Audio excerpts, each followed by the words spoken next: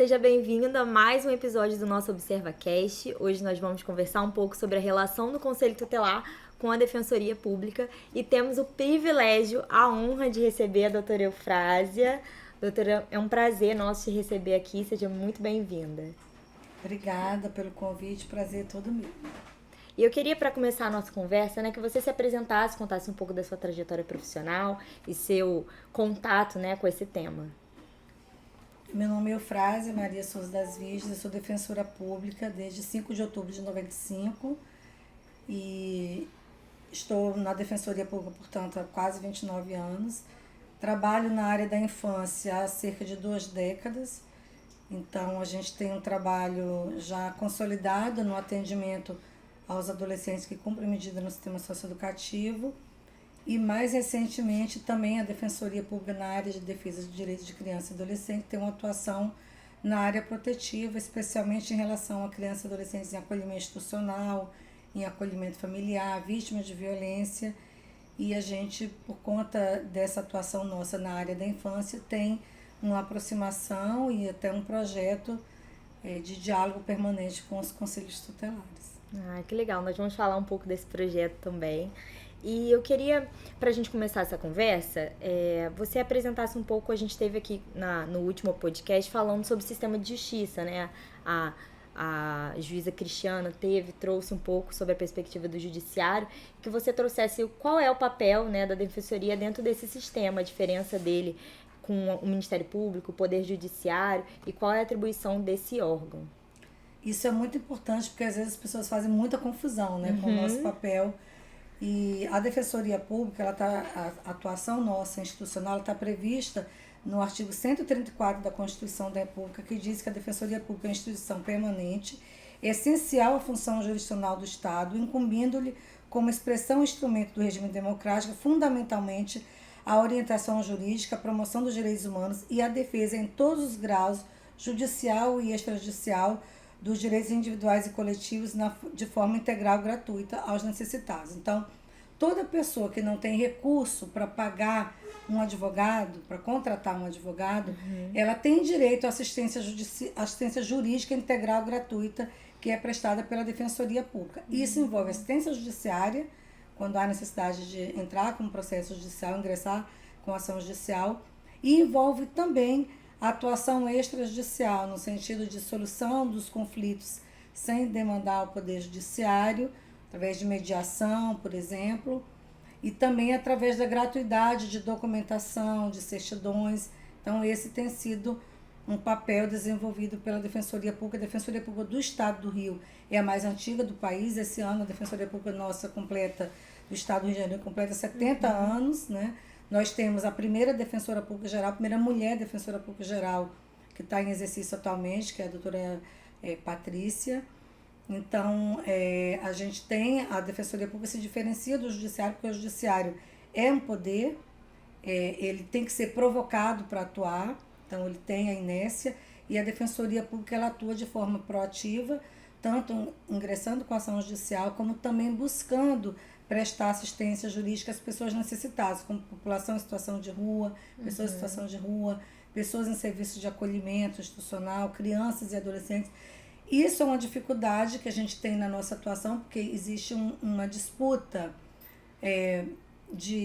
vamos dizer assim, de uma reserva de poder por parte, por exemplo, de alguns integrantes do Ministério Público que entendem inadequada, entendem até, questionam judicialmente essa nossa atuação, dizendo que basta o Ministério Público Judiciário na área da infância para defender direitos de crianças e adolescentes, e não é essa a perspectiva que a gente tem a partir da Constituição de 88, quando estabelece que é dever da família, da sociedade e do Estado assegurar com prioridade absoluta o direito de crianças e adolescentes, direito também que é extensivo aos jovens, a partir da emenda constitucional 65 de 2010. Então a gente tem, além da gente fazer a defesa dos interesses dos nossos assistidos, a gente ainda enfrenta essas questões e recentemente até tem uma decisão nesse sentido, que o Ministério Público conseguiu, dizendo que eles têm atuação exclusiva com relação a crianças e adolescentes que precisam ter seus direitos defendidos. Então a gente tem uma outra perspectiva e o próprio Estatuto da Criança e do Adolescente estabelece o sistema de garantia de direitos como um conjunto articulado de ações governamentais e não governamentais para a proteção integral a direitos de criança e adolescente, e nessa perspectiva a Defensoria Pública é um dos atores desse sistema de garantia de direitos, assim como o poder público, assim como o judiciário, o Ministério Público, as universidades, os conselhos tutelares, os conselhos de direitos, os centros de defesa e outras instituições. E sobre os serviços, né? Você acabou pontuando alguns serviços que a Defensoria oferece. E você poderia trazer alguns exemplos, né, dos serviços que a Defensoria oferece e em quais circunstâncias, com exemplos, assim, para ficar mais claro sobre a atuação da Defensoria e se qualquer pessoa pode acessar, ou se é necessário algum pré-requisito para esse acesso da Defensoria Pública. O acesso à Defensoria Pública ele é universal a partir do momento em que a pessoa ela preenche uma declaração dizendo que ela não tem recurso para contratar um advogado. Então, esse é um requisito para a atuação da Defensoria Pública. E a atuação ela vai das mais diversas áreas, desde, por exemplo, uma investigação de paternidade para garantir que a criança tem o direito ao nome do pai na certidão, para garantir alimentos para essa criança, até ações de tutela coletiva, como, por exemplo, falta de vaga em creche. Essa é uma demanda que a Defensoria Pública atende muito e até tem ação coletiva nesse sentido, ação civil pública para garantir a universalidade desses direitos. Defesa do direito à saúde, né, de pessoas que precisam de tratamento. Então, os diversos órgãos da Defensoria Pública funcionam de forma articulada, mas também de forma temática. Então, a gente tem a Coordenadoria de Defesa dos Direitos da Criança e Adolescente, que é o órgão da Defensoria Pública no qual eu estou em atuação e sou titular de uma Defensoria Pública, da primeira DP, pela antiguidade. E nós atendemos, um grupo atende os adolescentes privados de liberdade no sistema socioeducativo, um grupo menor do qual eu faço parte atende no sistema protetivo, e a gente faz também ações de tutela coletiva, ação civil pública para garantia do direito à creche, para garantia da alimentação escolar e outras questões. Condições inadequadas das instituições. A gente já teve situação que hoje, inclusive, está fazendo cerca de 10, 12 anos, que a gente teve uma atuação, duas atuações necessárias, tanto no sistema socioeducativo, onde vários adolescentes estavam sofrendo tortura numa unidade na Ilha do Governador, e que nós levamos o caso ao conhecimento do judiciário, através de uma ação coletiva para reparação de danos, além também de ter promovido a responsabilização através do encaminhamento à delegacia, ao Ministério Público. E também, isso está fazendo exatamente hoje, isso foi em 2013, então já está fazendo aí 11 anos dessa atuação nossa de uma unidade de acolhimento, que a gente ia atender um adolescente especificamente, e uma criança veio reclamar que estava sofrendo violência e perguntou se poderia bater lá dentro da instituição. Eu falei, não, evidente que não. Então, isso também é uma atuação nossa nesse aspecto, assim, de, junto com toda a rede de proteção, defender causas, como, por exemplo, que nenhuma criança pode sofrer qualquer tipo de violência, nem na família, nem qualquer instituição, seja ela escola, seja ela instituição de privação de liberdade ou de acolhimento. E nesse caso, havia até o uso de máquina de dar choque, por exemplo, que foi relatado, que depois nós levamos a conhecimento da Delegacia de Atendimento à Criança Vítima. Isso foi apurado num dia numa unidade do sistema socioeducativo e no dia seguinte na unidade de acolhimento institucional do município. Então, essa é um exemplo assim, concreto da nossa atuação, que vai além da atuação individual na defesa de um direito. Aí envolve uma coletividade, né, o direito a não sofrer violência em qualquer instituição, seja do poder público, seja privada. Então, e tem a atuação do Núcleo de Defesa dos Direitos Humanos em relação, por exemplo, à assistência à vítima quando o familiar da vítima de homicídio, por exemplo. Então, existe um índice alarmante de homicídio de crianças e adolescentes no nosso estado. O Núcleo de Defesa dos Direitos Humanos atende essas famílias e pode, por exemplo, atuar no tribunal do júri, junto com o Ministério Público, como assistente da vítima, para promover a responsabilização na esfera criminal, além da responsabilização na esfera civil. A gente tem, por exemplo, uma atuação extrajudicial, um convênio com a Procuradoria do Estado para que essas famílias recebam reparação de danos independente de uma ação judicial. A gente já conseguiu, o Núcleo de Defesa de Direitos Humanos conseguiu um sucesso no caso do menino Eduardo, que foi um menino vítima de homicídio numa operação policial no Complexo do Alemão em 2015. E depois nós tivemos uma situação muito semelhante em 2018, com uma criança de 1 ano e 7 meses na época, o Benjamin, que também foi vítima de homicídio durante uma operação policial. E infelizmente até o momento não se conseguiu que o Estado assinasse esse acordo. Isso estava aguardando a assinatura do governador, apesar do parecer favorável tanto da Procuradoria do Estado como da própria Secretaria de Fazenda. Então, assim, são exemplos da atuação da Defensoria Pública que não diz respeito apenas à judicialização, né? Então, assim, as ações judiciais são uma forma de atuação, mas existem outras formas de atuação para promoção de direitos, campanhas institucionais. A gente teve em 2011 uma campanha belíssima, cuja cartilha foi feita até pelo Ziraldo, o saudoso Ziraldo, que faleceu recentemente, que era Crianças e Adolescentes Primeiro. Então, a cada ano a Defensoria Pública promove nacionalmente uma campanha institucional com o tema. Em 2011 o tema foi Direito da Criança, né? Defensores e defensores pelos direitos de crianças e adolescentes. Então tem sido um pouco assim, um panorama da nossa atuação em várias áreas. Muita coisa, né? Que a Muita Defensoria coisa. atua, muitas áreas. E interessante que você colocou que não é necessário a Defensoria ser provocada, né? Ele tem esse papel proativo. Então, que você pudesse explicar a gente um pouco mais dessa atuação proativa e também como esses casos, você trouxe alguns casos, como eles chegam até vocês, por exemplo, esse do acolhimento, né? Que teve essa questão das violações lá, como que chegou até vocês? Foi por meio do Conselho Tutelar? Teve algum outro órgão ali? A fiscalização? Como que aconteceu para vocês chegarem, né? E terem conhecimento desses ocorridos e poderem atuar, né? Nesse caso específico, foi indo até o local. Então, daí a importância dessa nossa atuação, aí fazendo um pouco assim de comparação, né, com a música do Milton, né, que todo artista tem que ir onde o povo está. Então, assim, o defensor público e a defensora pública, né, mais do que qualquer outra atividade, a gente tem que ir onde o nosso assistido está. Então, existe a atuação da Defensoria Pública nas comunidades quilombolas, a atuação da Defensoria Pública no atendimento nos presídios, nas unidades do sistema socioeducativo e nas unidades de acolhimento. E, por incrível que pareça, nas unidades de acolhimento é onde a gente encontra maior resistência, por parte tanto do Judiciário como do Ministério Público.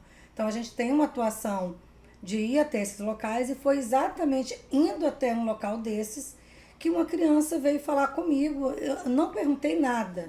A gente não foi lá com o intuito de fiscalizar. E aí é importante a gente destacar isso. Existe um papel de fiscalização previsto no Estatuto da Criança e Adolescente e esse papel incumbe ao Poder Judiciário, às varas da infância, ao Conselho Tutelar e ao Ministério Público. Então, a gente não vai no intuito de cumprir com o dever de fiscalizar, que esse não é o nosso papel. O nosso intuito, e a gente tem retomado agora esse atendimento, indo até as instituições, porque isso durante a pandemia a gente ficou inviabilizado esse trabalho. Então, o nosso papel é colaborativo. Então, existem instituições com situação muito precárias, muito. De não ter armário para colocar a roupa dos adolescentes, não colocar de não ter um sofá para sentar, ter um cimento, uma alvenaria sem almofada, sem estrutura.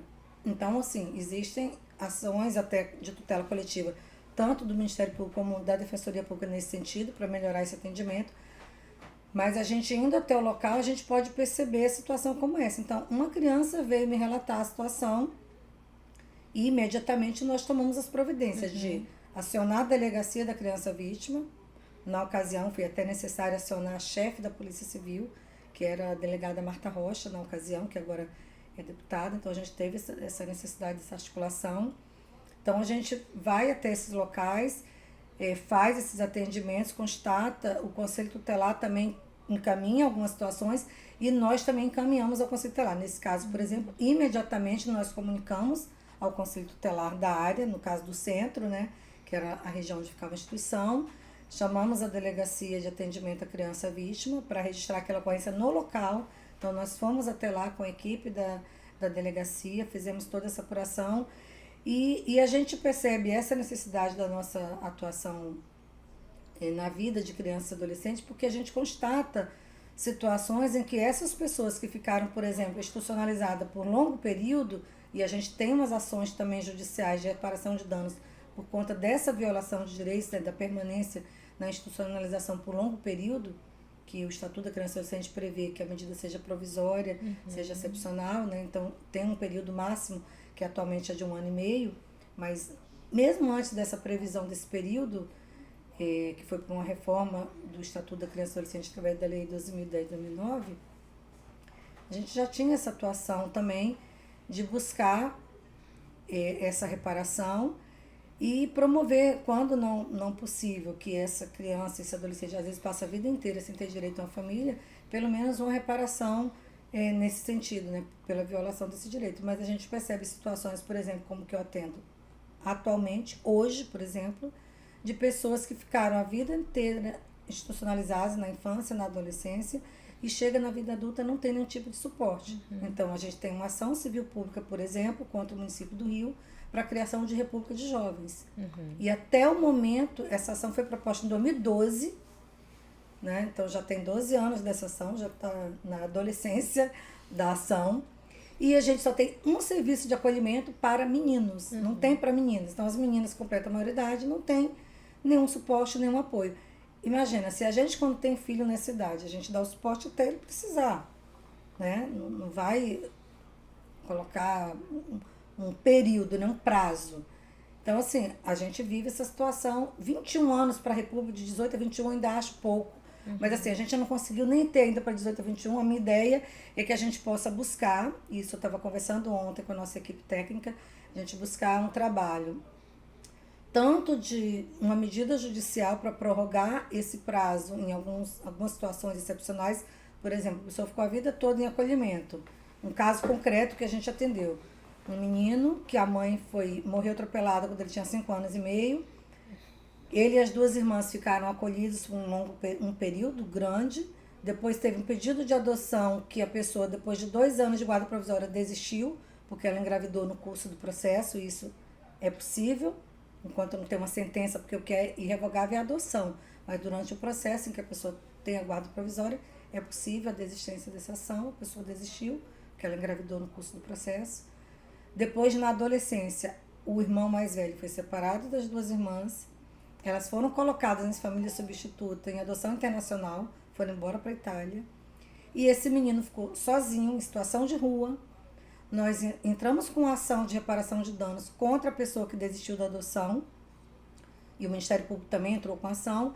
E em 2019 foi feito um acordo nas ações propostas, tanto pela Defensoria Pública, pela CDDICA, como pelo Ministério Público, para essa pessoa pagar uma pensão durante 10 anos para esse jovem que agora está com 22 anos e está em situação vulnerável. E nós ainda conseguimos também, na vara da infância, através de uma ação judicial, que a seguradora pagasse o seguro DPVAT pela morte da mãe dele, com muita dificuldade, porque ela morreu, não tinha documentação, não tinha RG, e aí por isso a gente teve que entrar com uma ação judicial, porque se a pessoa morreu sem ter documentação, isso não... filho dela, que está numa situação vulnerável, não pode sofrer mais um problema, né? Uma dificuldade, uma burocracia por conta disso. Então, isso é assim, um pequeno exemplo de uma atuação da Defensoria Pública que vai desde a atuação nossa na proteção enquanto criança, até na vida adulta, agora, por exemplo, na articulação com o Núcleo de Defesa de Direitos Humanos, para conseguir um local de moradia para esse jovem que está completamente desamparado. E aí... a gente percebe que o Estado ele tem muita agilidade, por exemplo, a polícia tem muita agilidade para prender em flagrante uma pessoa que cometa, um adolescente que cometa um ato infracional, uma pessoa que cometa um crime. Mas para a gente conseguir uma proteção de uma pessoa em situação de vulnerabilidade, aí a dificuldade é muito maior, né? Então a gente percebe isso na nossa atuação na Defensoria Pública, as dificuldades que a gente encontra, até por falta de políticas públicas, né? Por falta de creche, falta de instituição adequada de acolhimento, né? E outros apoios institucionais. Sim. E essa atuação, né, da Defensoria dentro desse sistema de garantia de direito da criança e do adolescente, que é muito importante que você trouxe, né, que faz resguardar, né, ou de alguma forma viabilizar o acesso a esses direitos. E falando sobre sistema de garantia de direitos, o que para você, como defensora, com tantos anos de atuação, o que para você é esse sistema de garantia de direito e qual a importância da defensoria dentro dele?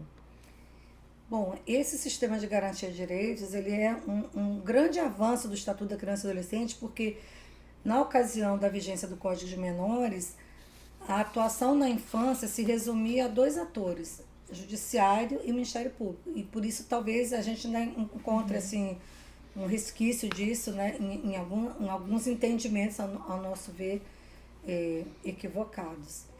Então, a grande novidade do Estatuto da Criança e Adolescente é trazer para esse sistema de garantia de direitos, né, que é definido como um conjunto articulado de ações governamentais e não governamentais, a igualdade, né, desses atores, né, então assim, não há hierarquia entre eles, isso é para começo de conversa, e tem uma palavra-chave também no Estatuto da Criança e Adolescente, que é a integração operacional desses órgãos que compõem o sistema de garantia de direitos. Então, ele envolve o Judiciário, Ministério Público, Defensoria Pública, Conselho Tutelar, Conselho de Direitos, Centros de Defesa, órgãos públicos, secretarias, ministérios, instituições da sociedade civil que tenham por objetivo o cuidado, a atenção com o direito de criança e adolescente. Então, essa necessidade dessa articulação e essa diversidade e, ao mesmo tempo, igualdade dos órgãos, ela serve para um objetivo comum, que é de promover o direito de crianças e adolescentes. Quando a gente está falando, né, do Estatuto da Criança e Adolescente, a gente fala do Conselho Tutelar, que é um órgão, né, que é incumbido pela sociedade zelar pelo direito de criança e adolescente, da importância do papel do Conselho Tutelar, porque o Conselho Tutelar, e a gente tem um projeto de diálogo permanente com o Conselho Tutelar, que foi realizado um seminário agora recentemente, com a edição de mais uma publicação de legislação da infância, que diz respeito não apenas ao Estatuto da Criança e Adolescente, mas também parte da Constituição, da legislação da Defensoria Pública, e instrumentos internacionais, né, normativa internacional, como Convenção sobre os Direitos da Criança e outros instrumentos. Foi organizado pela professora Ana Cristina Brito Lopes. E essa necessidade da nossa articulação, principalmente com o Conselho Tutelar, é porque as nossas demandas, elas são muito convergentes. Então, existem situações em que as pessoas procuram a Defensoria Pública, existe a situação em que a pessoa procura o Conselho Tutelar. E muitas vezes o Conselho Tutelar vai encaminhar para os núcleos de atendimento, de primeiro atendimento da região onde a pessoa mora, e muitas vezes também a gente vai encaminhar quando a gente tem notícia de uma possível violação de direitos de criança. Então a gente recebe muitas informações sobre isso e imediatamente comunica ao Conselho Tutelar. Então é importante a gente destacar que cada órgão tem o seu papel e o desempenho do papel de cada um deles não prejudica o papel de nenhum outro, porque cada um vai atuar na sua área, ou o Centro de Defesa, ou o Conselho Tutelar, a Defensoria Pública. Então cada um tem um papel e mesmo tendo tantos atores, tantas pessoas, né, com esse objetivo comum de proteção do direito de criança e adolescente, a gente ainda tem um índice alarmante de violência contra crianças e adolescentes que acontece não apenas na família, como também em instituições e em situação de rua, né?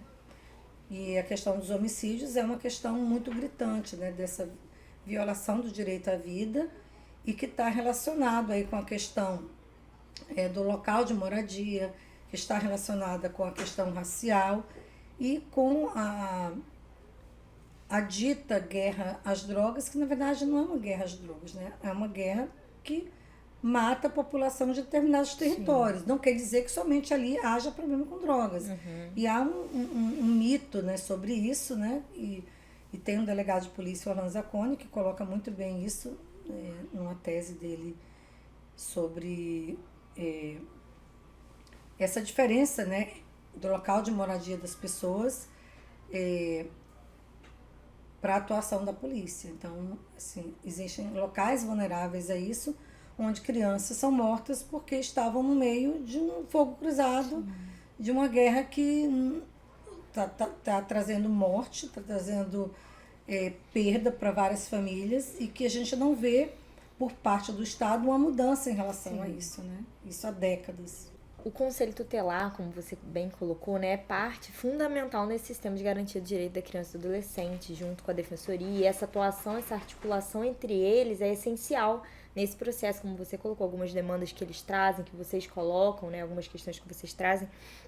E eu queria que você pontuasse como se dá essa parceria entre esses órgãos, principalmente com a sua experiência, né, de tantos anos, se mudou alguma coisa, se você verifica uma alteração no cenário, né, dessa articulação entre a Defensoria e o Conselho Tutelar. Como você bem colocou, existe muita confusão da atribuição de cada um, né, nesse sistema, né, dentro do próprio sistema de justiça, dentro das atribuições do Conselheiro Tutelar com os outros órgãos. Então, como se dá essa parceria, como ocorreu as modificações aí ao longo do ano para garantir o direito da criança e do adolescente? Essa parceria começou assim, através de um projeto mais consolidado em 2012, né, que foi o primeiro seminário Defensoria Pública Conselho Tutelar Diálogo Permanente. Foi uma ideia de uma colega, Márcia Gomes, que está atualmente aposentada, que trabalhava lá conosco na CDDICA, e ela, quando atuava no núcleo de Bangu, ela tinha muito contato com o Conselho Tutelar, tanto dela receber encaminhamento, como também dela solicitar alguma atuação do Conselho Tutelar. Então, ela percebeu essa necessidade da gente ter isso mais estruturado, e por isso fizemos esse projeto chamado Defensoria Pública Conselho Tutelar Diálogo Permanente, onde a gente faz periodicamente seminário. A gente teve recentemente um seminário dessa articulação, e a partir desse seminário, onde a gente discute temas de interesse dos defensores públicos e também dos conselheiros tutelares, a gente parte para as reuniões mais regionalizadas entre o defensor público ou a defensora pública daquele núcleo de atendimento local, o conselho tutelar daquela área e o defensor da vara da infância. Porque muitas vezes o conselheiro atende uma demanda, por exemplo, de uma criança vítima de violência.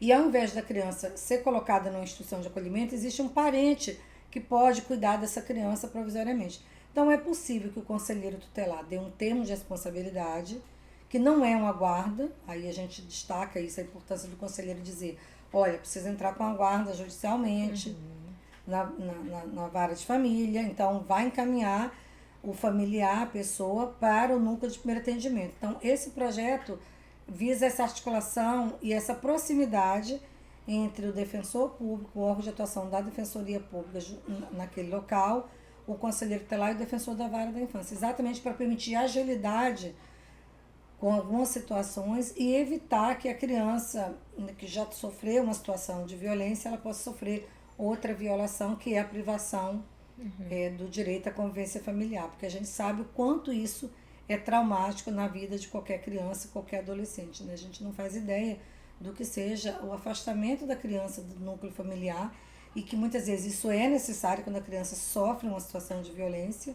Então a gente tem que destacar isso, essa cultura, né, de que a criança é inadmissível que qualquer criança sofra violência em qualquer espaço onde ela esteja. Então a gente tem que, de um lado, divulgar para que as pessoas saibam disso, que isso não é possível, né, porque existia antigamente uma cultura de que, né, era melhor apanhar em casa do que ter problema na rua, e etc. Então a gente tem que desconstruir esses mitos, né, para que a criança tenha um direito a viver sem nenhum tipo de violência. Seja violência psicológica, seja violência física, seja violência sexual. Esse mês agora de maio a gente tem um dia nacional, o dia 18 de maio, que é o Dia Nacional de Enfrentamento ao Abuso e à Exploração Sexual de Crianças e Adolescentes. Então essa é uma realidade que a gente precisa estar atenta, né? Muito atento a essa situação. E essa necessidade de reforçar que é um dever de todos nós a proteção de crianças e adolescentes contra todos os tipos de violência. Então, quem tiver uma noção, uma suspeita de que haja uma violência contra criança, pode imediatamente procurar o Conselho Tutelar.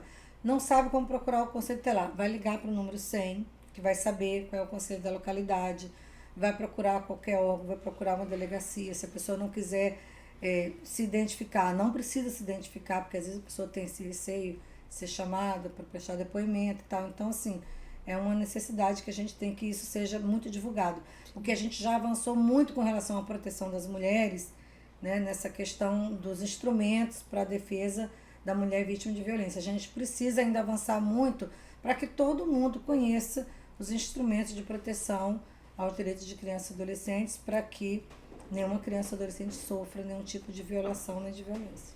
E desde 2012, do início desse projeto, você viu alguma mudança, né, nessa relação, um avanço, um desenvolvimento aí dessa parceria entre a Defensoria e o Conselho Tutelar?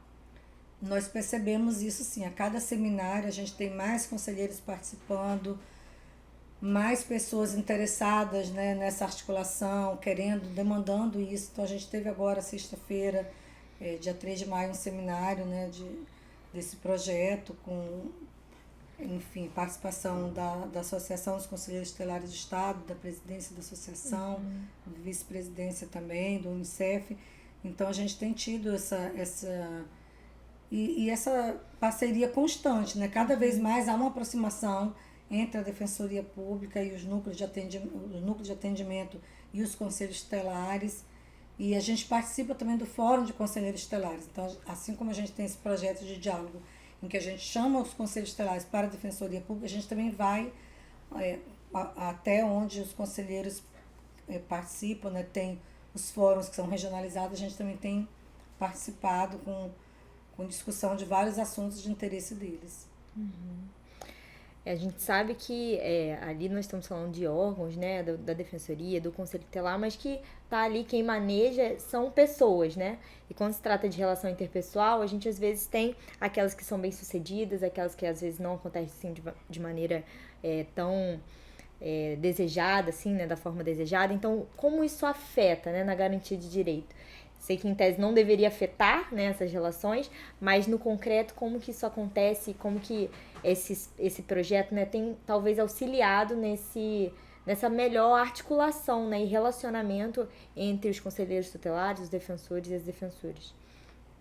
Tem sido bastante facilitado esse acesso. A gente passa os contatos, né, os telefones, os e-mails, dos conselheiros para os defensores para os conselheiros. A gente tem uma organização de atualização constante, né, dessas formas de contato e com os próprios municípios também, né? A gente tem buscado melhorar a estrutura, por exemplo, dos conselhos tutelares. É uma questão que eles sempre estão reclamando. A estrutura é muito precária para o atendimento das crianças e adolescentes. Às vezes não tem nem acessibilidade. Tem alguns conselhos que até o acesso é difícil. Então a gente tem buscado tanto facilitar esse diálogo, como também facilitar, melhorar a própria estrutura dos conselhos tutelares, né, para atender essa demanda. Então tem buscado também isso através de diálogo com o Poder Legislativo. Então a gente tem tido assim, avanços ao longo desse tempo aí de existência do projeto. Ai, que bom. E o conselheiro tutelar, por vezes, faz encaminhamentos, né, à defensoria. E o que ele pode fazer caso algum desses encaminhamentos não for realizado, a defensoria não acolher esse encaminhamento? Qual é o proceder do conselheiro tutelar? O que ele pode fazer? A gente sempre orienta a pessoa que precisa do atendimento da Defensoria Pública. Tem o 129, né, que é a Central de Relacionamento com o Cidadão, que é o principal instrumento assim, para agendamento. Tem também o aplicativo da Defensoria Pública, tem o site da Defensoria Pública, onde tem todas as informações de como acessar, como agendar, seja presencialmente, seja de forma remota, que ainda está tendo esse tipo de atendimento da pessoa enviar a documentação. E tem também a ouvidoria da Defensoria Pública, que é um canal entre a população em geral e o defensor público, né? Então, essa ouvidoria tem funcionado bastante para atendimento de várias demandas. A gente teve, por exemplo, a questão, durante a pandemia, da falta de alimentação dos estudantes. Isso foi muito elevado para a ouvidoria, que faz essa ponte, né, entre a sociedade, entre as pessoas e a Defensoria Pública. Tem sido um canal bastante buscado. E a gente sempre se coloca na área da infância como uma ponte, uma mediação dos conselheiros com os colegas, que às vezes existe alguma dificuldade de diálogo, algum tipo de problema, de mal entendido, e a gente busca simplificar o máximo possível, né, essa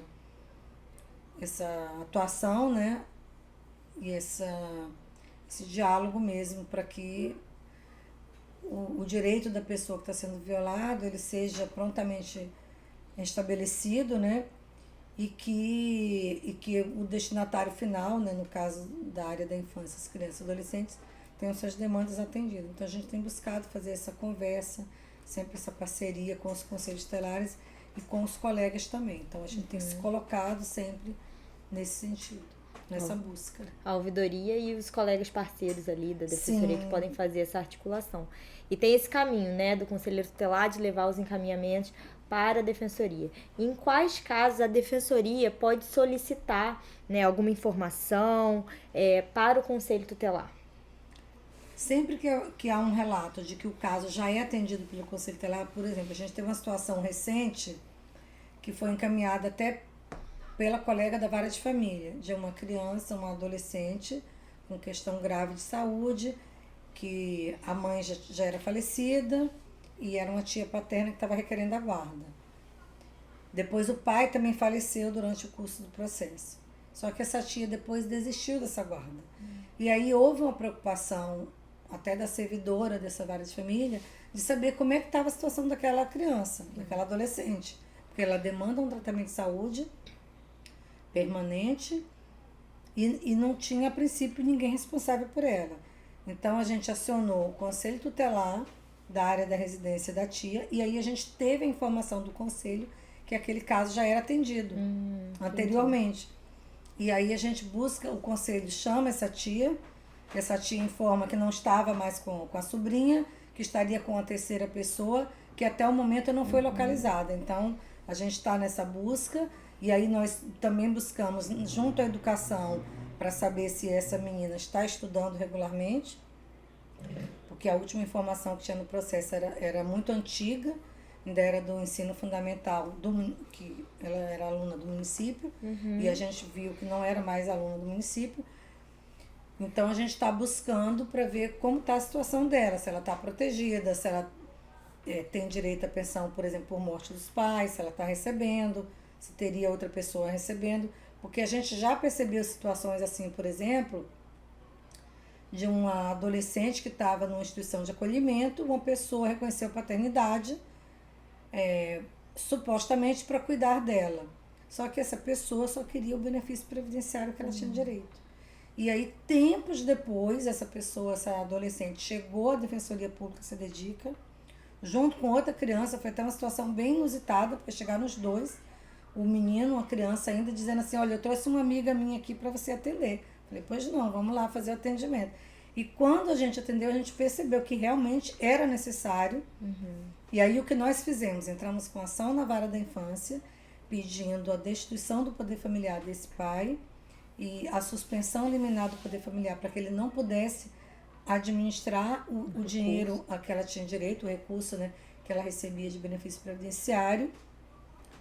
E solicitamos que fosse comunicado o INSS essa situação, até ser gerado um outro cartão com o nome dela e outra pessoa recebesse. E infelizmente a gente teve a notícia há pouco tempo, por acaso, que essa moça foi vítima de homicídio.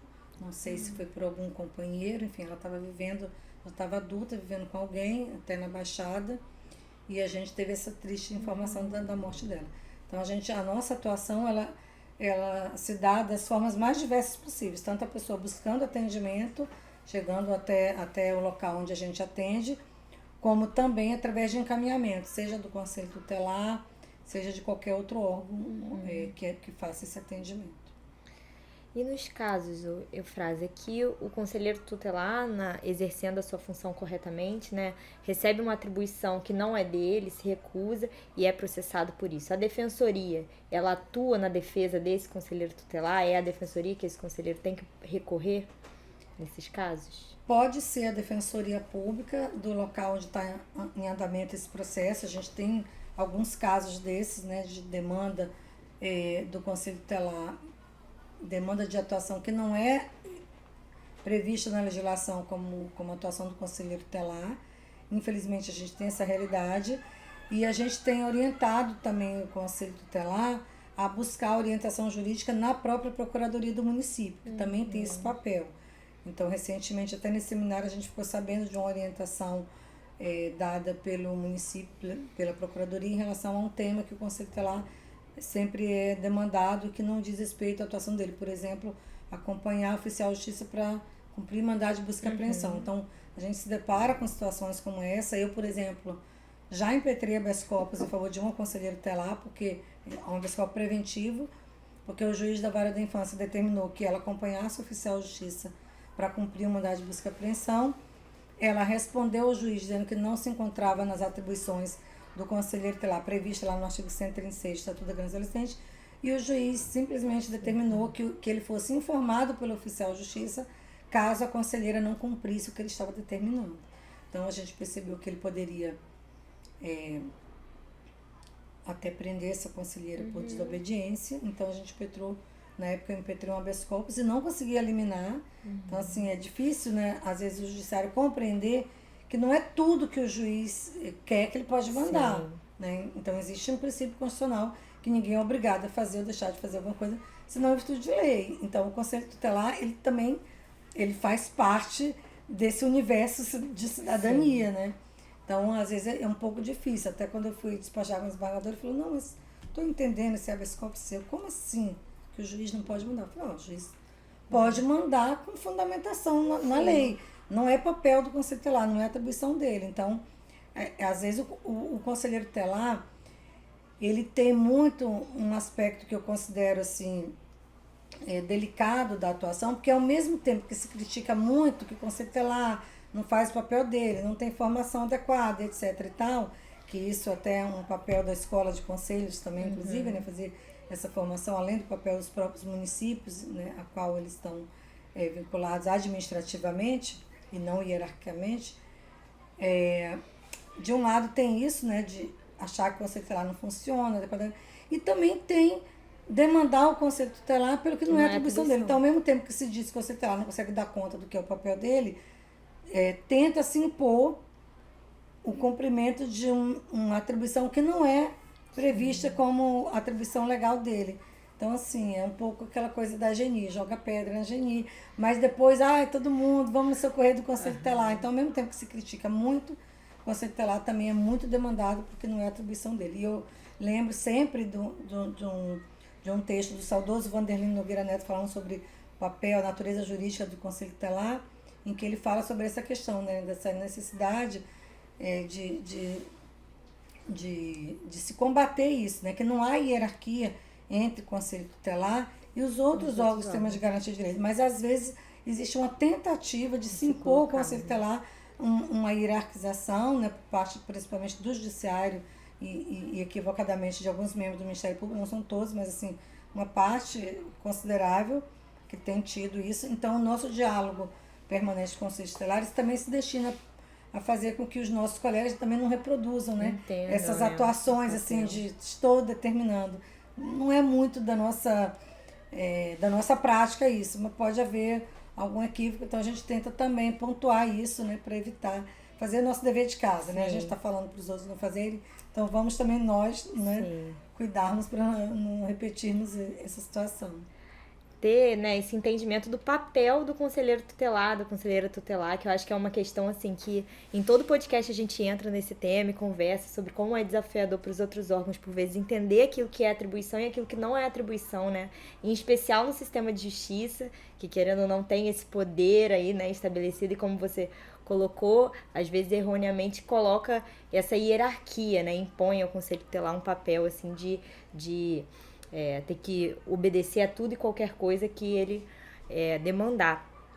Sobre a defensoria, ainda nessa relação com o conselho tutelar, a gente sabe que o campo da criança e do adolescente, né, são inúmeros desafios, tanto de ausência de recursos, quanto dos órgãos, né, o funcionamento dos órgãos. E para você, né, nessa sua experiência, quais são os principais desafios de atuação da defensoria, do conselho tutelar, na garantia de direito da criança e do adolescente?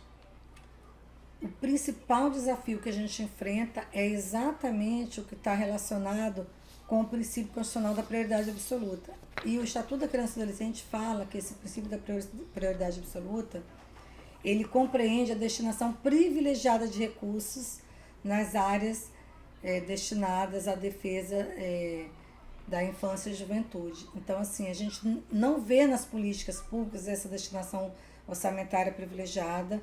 Acho que isso é um dever de todos nós, né, nesse acompanhamento orçamentário, nós que eu digo do Conselho de Direitos da Criança, do qual a gente também faz parte, na esfera estadual, existe também o Conselho Municipal e Nacional, então a gente precisa cumprir melhor esse dever. Esse também é um papel, uma atribuição que a lei prevê como sendo também do Conselho Tutelar, esse acompanhamento orçamentário, mas a gente sabe que o Conselho Tutelar, por conta das inúmeras atribuições, não consegue dar conta dessa atribuição, dessa demanda, né? Assim como a gente também tem buscado fazer isso, não tem obtido muito sucesso. A gente tem uma questão crônica no Rio de Janeiro, no município e vários municípios, que é a questão de falta de vaga em creche. Então a gente não consegue assegurar esse direito para toda criança e adolescente. Alguma dificuldade ainda no ensino fundamental, mas bem menos, né? Nas instituições de acolhimento também a gente tem muito serviço precarizado. Então a falta de políticas públicas para que os direitos sejam efetivados, a educação, a saúde, a assistência, isso tem sido um grande entrave, porque ao mesmo tempo que a gente tem um princípio constitucional da prioridade absoluta, uma previsão legal de que essa prioridade absoluta compreende a destinação privilegiada de recursos, a gente não tem essa responsabilização dos gestores públicos. A gente tem várias ações pedindo multa, várias ações com relação à falta de vaga em creche. Inclusive agora o município do Rio foi aplicada uma multa pelo tribunal com relação a essa questão. Com relação às unidades de acolhimento institucional, praticamente em relação a todas as unidades de acolhimento, existem ações judiciais, seja da Defensoria Pública, seja do Ministério Público, além da fiscalização da própria Vara da Infância.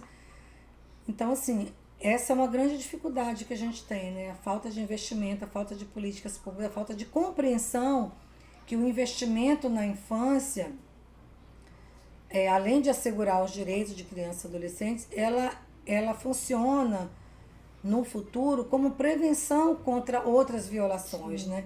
Então, a criança que tem direito à escola, que tem direito à educação, à saúde e assistência, ela vai ser uma criança que vai ter uma situação de adulta muito melhor e que vai demandar muito menos políticas públicas, por exemplo, na questão do acolhimento de população adulta. Porque se a pessoa tiver como desenvolver a autonomia dela, e isso a gente não vê nas instituições de acolhimento. Então, a gente vê situações que as pessoas passaram a vida toda institucionalizadas e não desenvolvem autonomia. Sim. Apesar de naqueles planos sempre dizer assim, não estamos desenvolvendo autonomia. Mas desenvolvendo como? Fazendo o quê?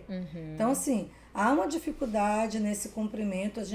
Eu percebo, assim, com muita aflição até, essas situações que vão se prolongando no tempo, em que a pessoa não tem o direito dela garantido na infância, passa pela adolescência e chega na vida adulta e o Estado, o poder público, simplesmente lava as mãos e a pessoa vai levar a vida dela, seja na rua, seja numa instituição de adulto, que também não tem um funcionamento adequado. Então, assim, é muita precarização. Sim. Então, eu percebo essa necessidade de mais políticas públicas, de mais cobrança do poder público para que essa prioridade absoluta não seja apenas uma previsão, um princípio constitucional e que está previsto no Estatuto da Criança e Adolescente também, mas sem o cumprimento efetivo. Então, essa é uma grande dificuldade. Se concretizar, né, essas coisas que são estabelecidas ali no Estatuto. E sobre o Conselho Tutelar, ele não é um órgão não jurisdicional. Então, em quais casos, né, deveria ser encaminhado ao usuário ir direto ao sistema de justiça, né, quando vai até o Conselho Tutelar, mas ele não tem ali como agir em determinado caso. Então, quais são esses casos e qual o papel da defensoria neles, né, quando o usuário tem que ir diretamente ao sistema de justiça para ter garantido o seu direito? E isso é muito importante, porque muitas vezes o Conselho Tutelar recebe uma demanda, por exemplo, uma criança que está hospitalizada que não tem responsável legal. Então, o hospital demanda o Conselho Tutelar para saber a quem entregar aquela criança. E a gente percebe situações em que o Conselho Tutelar poderia, por exemplo, se a criança é cuidada por alguém, ela tem um vínculo de afetividade com a pessoa que cuida dela, essa pessoa pode receber orientação e encaminhamento para o núcleo de primeiro atendimento da Defensoria Pública para ajuizar uma ação, seja de guarda, seja de adoção. E o Conselho Tutelar pode, naquele momento, de forma emergencial, dar um termo de responsabilidade de entrega que é previsto no Estatuto da Criança e Adolescente. Então, assim, isso não se trata de uma medida judicial, é uma atuação extrajudicial, e o Conselho Tutelar vai encaminhar para o núcleo de primeiro atendimento e vai cobrar daquela pessoa, vai dar um prazo. Assim como também quando uma criança é matriculada por quem não seja responsável legal. Então, cabe à escola matricular a criança para garantir o direito dela à educação, mas encaminhar ao Conselho Tutelar e à Defensoria Pública para acompanhar aquela situação e para regularizar a juizando da ação de guarda. Isso é uma coisa muito importante, porque muitas vezes acontece situação de atendimento de criança em emergência de saúde, por exemplo, e é levada por uma pessoa que não tem a guarda judicial, mas é uma pessoa que de fato cuida daquela criança, que tem um vínculo. Então, não seria adequado romper esse vínculo, por exemplo, encaminhando a criança para uma instituição. E, infelizmente, a gente vê isso acontecer, isso está acontecendo nesse momento. Inclusive, agora, recentemente, a nossa equipe da Defensoria Pública de Assistente Social e Psicólogo fez um relatório para a colega de uma determinada vara de infância, com a situação exatamente dessa. A criança foi hospitalizada, quem cuidava não era a mãe, embora a mãe tivesse entregado para uma pessoa e mantivesse um contato com aquela criança, mas não foi acompanhado pela mãe, e o hospital comunicou ao Conselho Tutelar e o Conselho Tutelar achou por bem acolher aquela criança. Então a criança estava num serviço de acolhimento, a vara da infância já encaminhando para a família substituta, sendo que a criança já vivia numa família, já tinha efetividade numa família, e que a mãe também, de alguma forma, mantinha algum tipo de contato. Então é muito importante isso, que o Conselho Tutelar, ao receber uma situação como essa, possa encaminhar imediatamente à Defensoria Pública, através do Núcleo de Primeiro Atendimento, mas emergencialmente assegurar que aquela criança seja mantida naquela família, para não ter mais um vínculo, né, rompido e mais uma dificuldade de adaptação. Né? Essas crianças e adolescentes que já são acompanhados pelo Conselho Tutelar, né? Você trouxe aqui vários serviços que a Defensoria pode oferecer, né? Trouxe a questão de vagas, né, para garantir o direito da criança. E quais são os mais recorrentes, né, que são solicitados ou que a Defensoria tem essa atuação para garantir dessas crianças e adolescentes que já são acompanhados pelo Conselho Tutelar? Principalmente a questão educacional, e aí diz respeito tanto à creche como, por exemplo, a mediador para criança com deficiência, que aí tem um núcleo, né, da pessoa com deficiência que faz esse atendimento, e muita questão também relacionada à saúde. A criança que não tem um atendimento na rede de saúde adequado e que a gente também faz encaminhamento. Recentemente a gente teve uma situação até assim, bastante emblemática, que foi a própria mãe quem nos procurou, dizendo que não sabia mais o que fazer com um filho de 9 anos, que ele não acatava nenhuma determinação dela, não queria ir para a escola, fugia de casa, e aí é uma questão também que preocupa, né? E esse menino chegou até a ficar desaparecido por alguns dias recentemente, fugiu de casa, mora na região, no Morro da Formiga, na Tijuca, e ele foi parar na Barra. Foi encontrado na Barra, porque imediatamente houve a divulgação da foto dele pelo programa SOS Criança Desaparecida da FIA. E essa mãe procurou a gente com essa demanda: olha, eu não sei o que fazer com meu filho, ele foge de casa, eu tenho medo dele sumir, ele não quer ir para a escola, ou ele vai para a escola e no meio da escola ele sai. Tá. E aí a gente perguntou assim: ele é acompanhado em alguma clínica da família? Ah, sim, ele é acompanhado. Aí solicitamos informação à clínica da família. Vimos também no Conselho Tutelar que já tinha sido acompanhado há um tempo atrás pelo Conselho Tutelar. Então, sempre que chega uma demanda envolvendo criança ou adolescente para a gente, imediatamente a gente busca, junto ao Conselho Tutelar, se já atendeu aquele caso. O Conselho informou que já tinha atendido o caso. Aí nós chamamos a conselheira tutelar, era já outra conselheira, porque tinha sido na gestão anterior, a conselheira que atendeu, para a gente não ter uma atuação muito diversa do que já tinha sido feito. Então, para a gente dar continuidade ao que já tinha sido feito. Chamamos a conselheira tutelar, ela levou o que já tinha sido feito anteriormente, e a partir disso a nossa equipe encaminhou essa criança que já está sendo atendida pelo CAPSI. E aí várias situações são trazidas, como por exemplo da agressividade dele, porque ele era também constantemente vítima de agressão em casa. Então a criança que sofre a violência, ela vai reproduzir essa violência de alguma forma.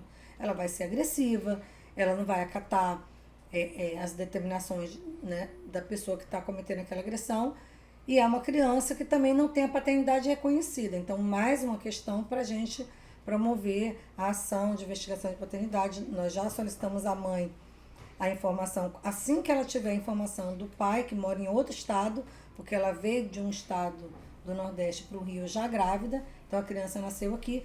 Então, todas essas questões vão se somando para a criança apresentar vários problemas na infância. Então, a gente já, assim que ela tiver alguma forma de saber a localização do pai, para ela procurar o núcleo de atendimento para entrar com ação de investigação de paternidade e de alimentos. Porque também essa é uma outra questão que a gente percebe muito na atuação nossa na Defensoria Pública, a falta de responsabilidade paterna. E isso não é pouco na vida de criança e adolescente, seja no sistema de acolhimento institucional, seja no sistema socioeducativo. Então a gente vê assim, o cuidado, ele muito mais presente na maternidade, né, com relação às mulheres, a cobrança muito mais das mulheres, e os homens, assim, não cumprindo esse papel, né, na paternidade, mesmo que seja por questão alimentícia, né, que é o mínimo, né, necessário para a sobrevivência da criança. Né? É verdade. E para encerrar essa nossa conversa, que tá muito boa, não dá vontade de acabar ali, você trazendo todas as informações tão importantes, né? Você colocou um pouco do projeto que a Defensoria tem desenvolvido junto com os conselhos tutelares, que tem essas mesas, né? Esses debates, esses encontros. E eu queria que você, além de falar um pouco mais dessa como surgiu essa ideia, além dos encontros, o que é feito, como os conselheiros tutelares aqui do Rio de Janeiro podem acessar esse projeto, né? Como eles podem estar por dentro e participar também um pouco. Então, esse projeto a gente desenvolve desde 2012, né? Através de alguns seminários e através de publicação como essa aqui, Defesa e Garantia de Direitos Humanos de Crianças e Adolescentes, que é uma publicação que tem até na capa esses desenhos aqui que foram feitos por várias crianças e adolescentes, participantes de um concurso de desenho e redação, que é uma parceria nossa com o município do Rio de Janeiro, através da Secretaria Municipal de Assistência, então a parceria da Defensoria Pública, através da CIDEDICA, com o município, através da Secretaria Municipal de Assistência Social. Então essa já é a terceira edição dessa publicação, nos 70 anos da Defensoria Pública. E aqui a gente tem o Estatuto da Criança e Adolescente, parte da Constituição da República, parte da normativa da Defensoria Pública e também normativa internacional e do Conselho de Direitos da Criança, principalmente do CONANDA. Então a gente busca com esse instrumento aqui ter uma forma de orientação para os conselheiros tutelares, né, com relação a várias questões, por exemplo, a Convenção 182 da OIT, que trata das piores formas de trabalho infantil e outras questões também.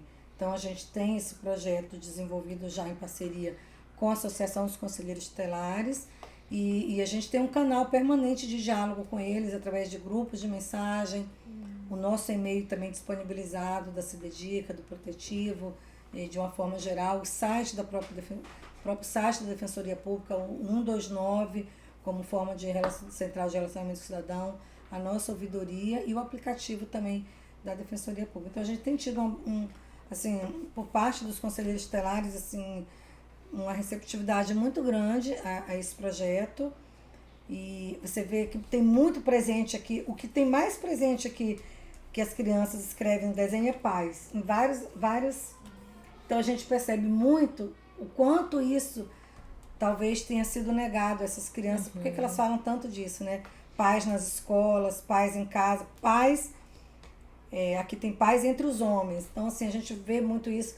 E eu lembro de um desenho desses que uma criança fez, que era assim, a escola, quando o tema do concurso de desenho era qual a escola dos sonhos dela. Então tinha uma escola e tinha escrito assim, escola, bala, pega, mas não fica. Então assim, o que essas crianças que moram em determinadas regiões têm de medo de encontrar uma bala no meio do caminho indo para a escola, como aconteceu de fato com o Marcos Vinícius em 2018, que estava a caminho da escola, como aconteceu com o Benjamin, que nem entendia nada com 1 ano e 7 meses, quando ele levou um tiro numa operação policial, e que a mãe, com várias vulnerabilidades, tendo vivido situação de rua, tendo passado por acolhimento, e não tinha documentação para ter acesso ao Bolsa Família. E aí também a gente envolve toda essa atuação nossa. Na ocasião, a gente conseguiu que ela tirasse o RG, depois que ela tivesse acesso ao Bolsa Família, e até atualmente essa tentativa de reparação de danos em relação ao estado do Rio de Janeiro pela perda, né, da vida do filho dela. Então, a gente tem buscado com esse projeto levar adiante tanto a legislação de defesa de direitos de criança e adolescente, como também a nossa atuação institucional de diversos órgãos da Defensoria Pública, para que o Conselho Tutelar possa dar informação para as pessoas e também acessar quando necessário. Que atuação importante, né? Não só do projeto, mas da Defensoria nessa luta. Doutora Eufrásia aí há tantos anos sendo referência nesse sistema de atuação, de defesa e garantia do direito da criança e adolescente. Muito obrigada novamente.